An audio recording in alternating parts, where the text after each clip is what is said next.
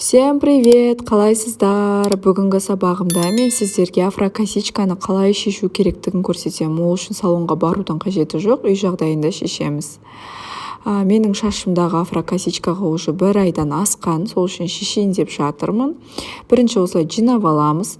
Сөйтеміз, алдыңғы шаштарымызды аламыз. Осылай қарамен оралған жіпті кесеміз. Ол сіздің шашыңыз емес, қорықпаңыз. Ол афрокосичкамен өзіміздің шашты қосып тұрған жіп.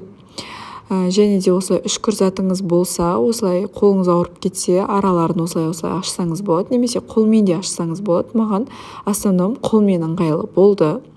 Кейбір жерінде ғана осылай үшкір затпен аштым.